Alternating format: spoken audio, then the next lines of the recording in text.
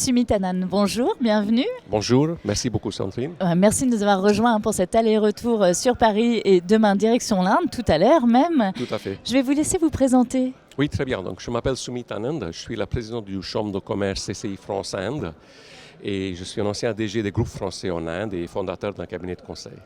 Alors, quels sont les principaux investisseurs privés français que l'on peut retrouver en Inde ? Donc en fait, en Inde, aujourd'hui, on trouve tous les grands groupes français qui sont en train de s'établir en Inde ces dernières années. Certains ont déjà un success story en Inde. On n'en parle pas beaucoup en France, mais en fait, si on regarde les derniers gros investissements faits par des groupes français en Inde, Total qui a investi 3,5 milliards de dollars en Inde en énergie renouvelable selon leur nouvelle stratégie. L'aéroport de Paris qui a fait un investissement de 1 milliard dans l'aéroport de Delhi, qui est le plus gros investissement hors la France. Schneider qui a fait un investissement de 2 milliards pour de faire de l'Inde leur troisième marché au monde. Donc ça, c'est les grands groupes. Ils s'installent, ils réussissent, ils amènent maintenant derrière les ETI et les PME. Par exemple, dans l'aéronautique, bien sûr, on entend parler souvent de l'Inde avec le projet Rafale, de Safran, Airbus, Thales. Mais derrière ça, en fait, il y a toute la filière qui vient des PME français qui s'installent pour la production locale et pour aussi l'exportation à partir de l'Inde des produits qu'ils découvrent sont compétitifs à fabriquer sur place. Donc, il y a plein d'investisseurs privés dans différents secteurs. Il y a les gens dans tout ce qui est urbanisation avec Suez, Veolia. Il y a des gens dans l'agroalimentaire avec le groupe Danone. Donc, c'est assez divers maintenant. Bien sûr, dans les services avec Capgemini et Atos qui sont très présents en Inde. Donc, j'ai envie de dire que tous les secteurs de la France, une grande partie des secteurs français et les grands acteurs sont représentés en Inde maintenant. Et qu'est-ce que ça représente, ces venues, pour votre beau pays ?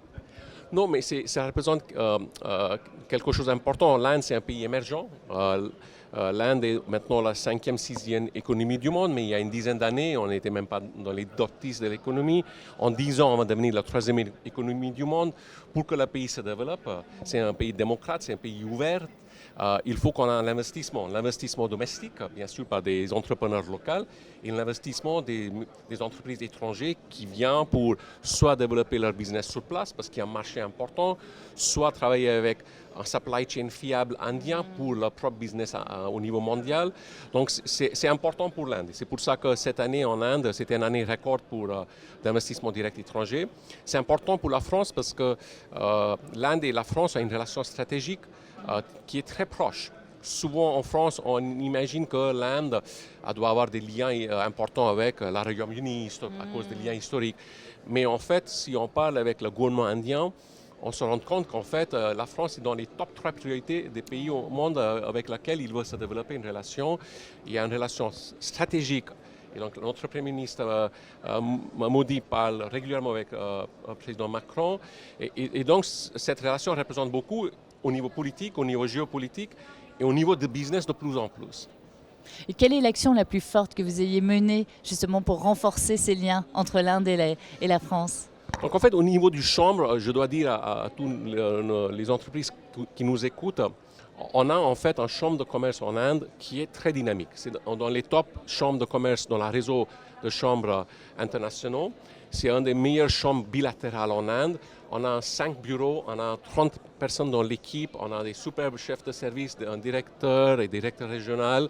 Et donc, on mène tout type d'activité. Si vous voulez développer en Inde, vous venez par Business France ou par les CCI, on est là pour vous aider à vous implanter. On est là pour vous aider avec nos centres d'affaires. On est là pour vous aider à vous mettre en contact avec des conseils, parce que c'est un pays qui est un sous-continent. On est là pour vous impliquer dans la chambre, dans les activités avec les autres membres et apprendre des autres leur expérience pour que vous réussissiez mieux. On est là pour vous aider à connecter avec le gouvernement, avec l'advocacy, qui est très important dans un pays comme ça, avoir accès à un fonctionnaire pour régler un problème. Donc en fait, je ne peux pas dire qu'il y a une action. Je pense qu'il y a la Chambre qui est riche à cause de ses membres, à cause de notre équipe, fait plein d'actions. Moi, je rentre, comme je disais tout à l'heure, cet après-midi pour Indo-French Investment Conclave à Hyderabad, où on va aller avec un grand groupe d'entreprises françaises pour leur faire découvrir une nouvelle ville. En face de nous, on aura un ministre, on aura des groupes français qui sont déjà installés là-bas, qui vont partager leur expérience. Donc, il y a des initiatives comme ça, juste pour vous donner un exemple, dont on est fiers. Et je vous invite tous à découvrir la Chambre en regardant la site internet, nous suivre sur LinkedIn. et nous contacter à nos équipes, etc.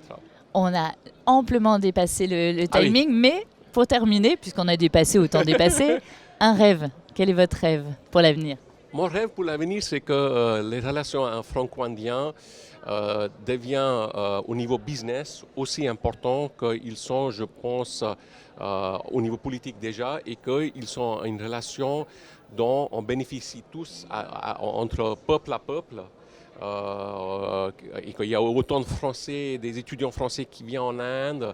Il y a beaucoup d'étudiants indiens maintenant qui viennent en France pour faire des études, et quand on crée un lien pour l'avenir qui va être vraiment pérenne et solide. Voilà. Merci beaucoup et très belle continuation. Merci beaucoup.